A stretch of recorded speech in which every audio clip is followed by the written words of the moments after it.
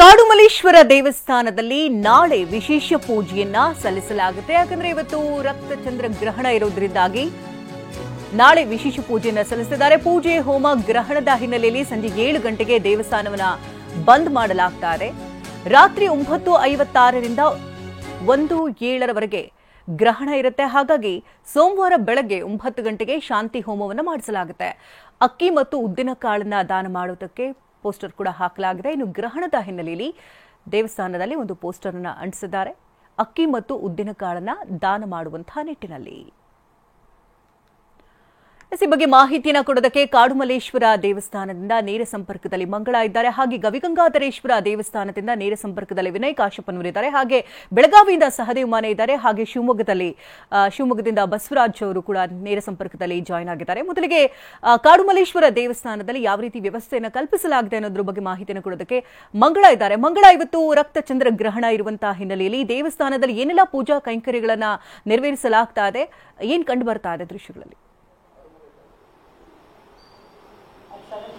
ಶಕುಂತಲಾ, ಇವತ್ತು ರಕ್ತಚಂದ್ರ ಗ್ರಹಣ ಭಾರತದಲ್ಲೂ ಗೋಚರಿಸುವ ಕಾರಣ ಏನು ನಗರದ ಹಲವು ದೇವಸ್ಥಾನಗಳನ್ನು ಕೂಡ ಇವತ್ತು ಕ್ಲೋಸ್ ಮಾಡಲಾಗ್ತಿದೆ. ಅದರಂತೆ ಇವತ್ತು ನಾನೀಗ ಕಾಡುಮಲ್ಲೇಶ್ವರ ದೇವಸ್ಥಾನದಲ್ಲಿ ಇದ್ದೀನಿ. ಕಾಡು ಮಲ್ಲಿಕಾರ್ಜುನನ ನೋಡಬಹುದು. ಸದ್ಯಕ್ಕೆ ಅಭಿಷೇಕವನ್ನ ಮಾಡಿ ಕಾಡು ಮಲ್ಲಿಕಾರ್ಜುನನಿಗೆ ಪೂಜೆನ ಮಾಡಲಾಗ್ತಾ ಇದೆ. ಸೊ ಇವತ್ತು ಯಾವುದೇ ರೀತಿಯ ವಿಶೇಷ ಪೂಜಾ ಕೈಂಕರ್ಯಗಳನ್ನು ಇವತ್ತು ಇಲ್ಲಿ ಮಾಡಲಾಗೋದಿಲ್ಲ. ಆದರೆ ಸಂಜೆ 7 ಗಂಟೆಗೆ ಈ ಒಂದು ದೇವಸ್ಥಾನವನ್ನ ಕ್ಲೋಸ್ ಮಾಡಲಾಗುತ್ತೆ.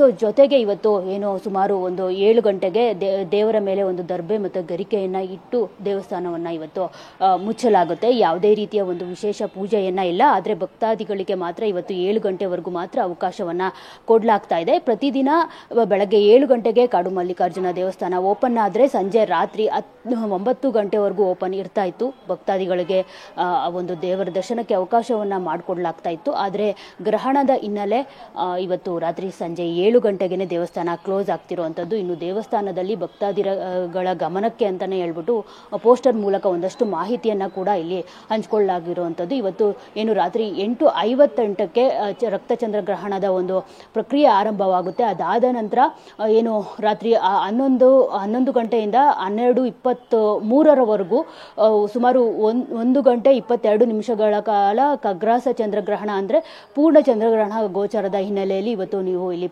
ಪೋಸ್ಟರ್ ಅನ್ನ ಕೂಡ ಹಂಚಿಕೊಂಡಿರುವಂಥದ್ದು ನೀವು ಇಲ್ಲಿ ನೋಡ್ತಾ ಇರ್ಬೋದು.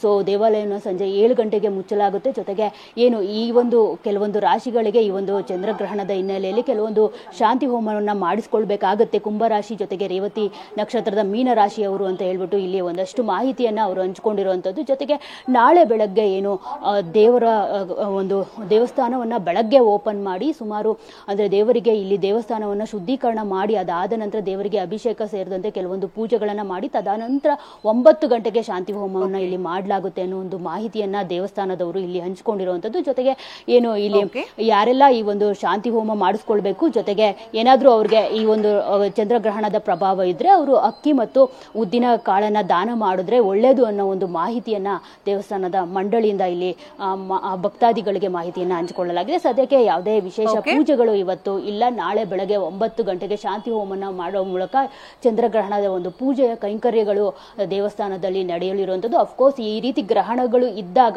ಗ್ರಹಣ ಆದ್ಮೇಲೆನೆ ಗ್ರಹಣ ಮುಗಿತಿರೋದು ಮುಂಜಾನೆ 2:07ಕ್ಕೆ. ಸೊ ಹೀಗಾಗಿ ಗ್ರಹಣದ ನಂತರ ವಿಶೇಷ ಪೂಜಾ ಕೈಂಕರ್ಯಗಳು ನಾಳೆ ಬೆಳಗ್ಗೆ ನಡೆಯಲಿದೆ. ಶಕುಂತಲಾ, ಹಾಗೆ ಸಂಪರ್ಕದಲ್ಲಿ ಮಂಗಳ, ಇದಕ್ಕೆ ಸಂಬಂಧಪಟ್ಟಂತೆ ಮತ್ತಷ್ಟು ಅಪ್ಡೇಟ್ಸ್ಗಳು ಕೂಡ ಬರ್ತಾ ಇದೆ.